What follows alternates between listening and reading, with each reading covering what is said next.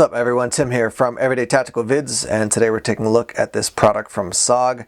This is the SOG Dark Energy 750A flashlight. Solidly built flashlight with a variety of different functions and modes. It is in their tactical line of products, and it's going to run you probably between $100 up to $120 depending on where you pick it up.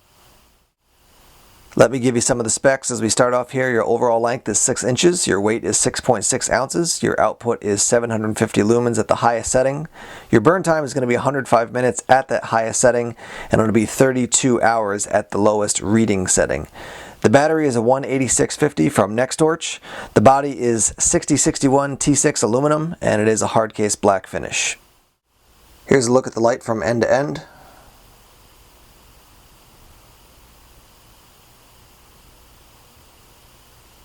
And then back the other way again.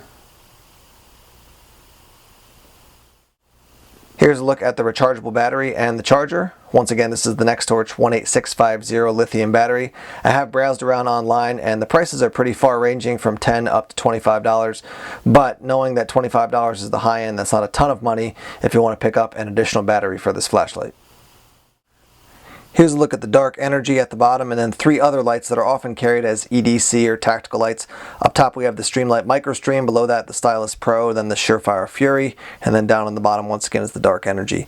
So size wise we're looking at about a little over about 3.5 inches, and then about 5 inches, about 5.5, but definitely much larger as far as the overall circumference and size compared to the Stylus Pro. And then here at the end we have the dark energy, which is 6 inches. But let me tell you some things I like about it. I do like the size of it. Now for some people this is too big as an EDC light, but since I often carry the Surefire Fury in one of the side pockets on a pair of cargo jeans or cargo pants, this is no big deal for me to carry this as an EDC light. You can also throw it in a bag, throw it in a pack very easily. I do like the pocket clip, nice and solid as far as the construction there. I like this checkering and just the overall look of it. I also like the fact that when you put it down it doesn't roll away because of that texturing that's actually built into that external case. Additionally, I like the fact that there are 3 different outputs from reading to 40% to 100%. My Surefire Fury, I like it a lot, but you basically go from your highest setting down to a very low setting and there's nothing in between. So I like that you can get 40% output with this light as compared to either very dim or extremely bright. As I move now into showing you the functions, let me first talk about the functions and tell you basically how to turn the light on and to get to the different features that we have. Okay, so on the back you have your little push button. If you hold it on very lightly, you can see that the light comes on. Right, so you have this momentary on-off thing if you want to do that. When you want to go from your highest setting to your 40% to your lowest reading setting and then to strobe, you have to click the light fully on, and now you're going to depress it a little bit, and then go to strobe, and then back to your highest. So on, off, you have to actually click it, and then when you want to go from 100 to 40 to your reading level and then to strobe, you tap it to go through this. Let me show you what it looks like in a dark setting on a black background. So we're staring at a black background now. Let me show you what the momentary on-off looks like. There's on, off, and I'm not clicking it, as you don't hear any clicking. You can tell that it's not being clicked into the on position, right? Okay, so now let's move into clicking it on. So now it's at the highest setting and it's on. Now if I want to go down to a lower setting, tap it gently. That's about 40%. Tap it gently, that's for your reading, and then on to your strobe. Now with this type of setup, the thing to remember is that if you want to go immediately, say, to a low reading setting, if you were a police officer, you get out of a car and you're looking at somebody's license and you want to use only 15 lumens or so, a very low setting to look at that license, so you'd have to turn it on high and then quickly scroll through to get down to that setting. Once you get familiar with it, not a huge issue. So watch, on. Now I'm down to that low setting. So right now I'm in my kitchen. It's obviously totally dark here. Let me put this on the highest setting so you can see what that looks like. I mean, you're getting a lot of light out of this thing. The entire kitchen is completely lit up. Even going to the lower settings, still able to see around quite easily.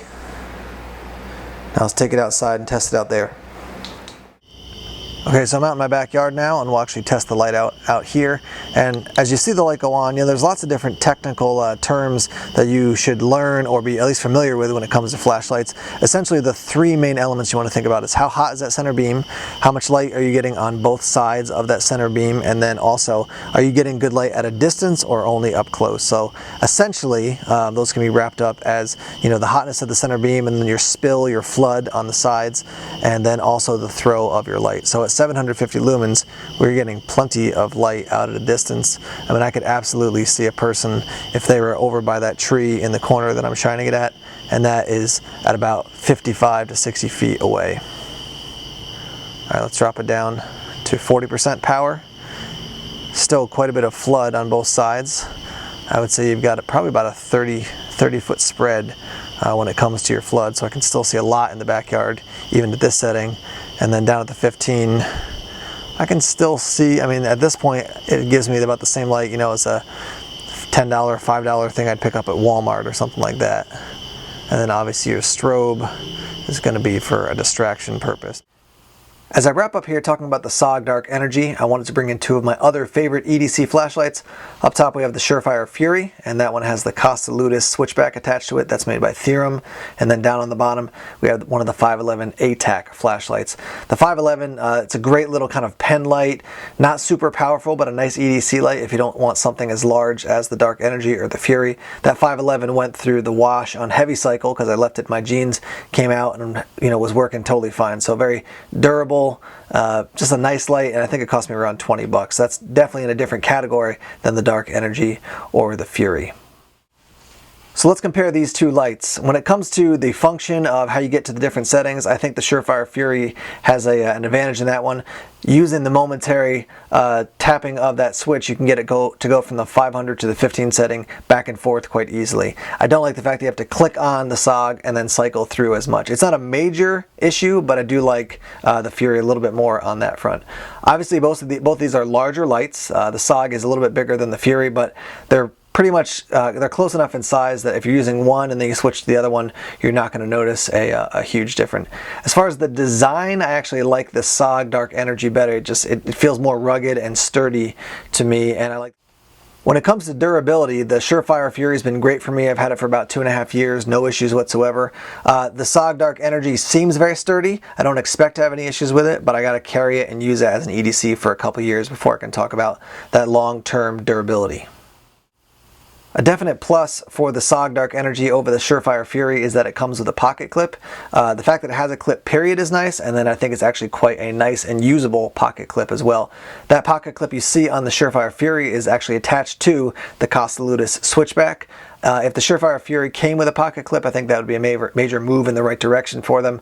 If I'm going to run the Fury over the past handful of years, it's been in my cargo pocket on the side, or if I'm wearing a pair of carpenter jeans and they have kind of a long, thinner pocket down the side, I'll put it in that pocket. In general, I don't like to just put it in my front pocket and have it bouncing around in there. I just want a pocket clip to hold it in one place. And with the SOG Dark Energy, anywhere you want to put it, you can put it in that cargo pocket, put it in that carpenter jeans pocket on the leg, or either of your front pockets. And with that clip, it's going to stay nice and stable. Parting thoughts now on the SOG Dark Energy. The one downside for me is the fact that you have to click the light on and then cycle through. I'd rather be able to use that momentary touch to go through the different cycles. Not a major issue, but I'd like to see that change in the future. As far as the positives, very durable, very sturdy. I like the pocket clip, not just that it's there, but it's also a nice pocket clip.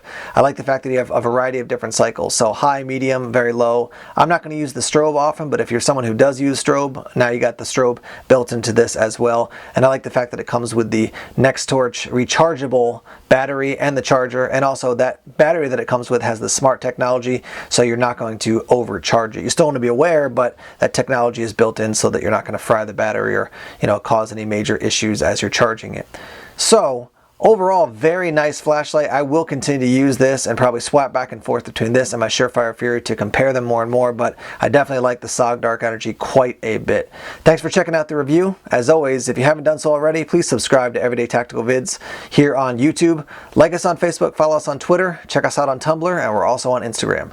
Take care.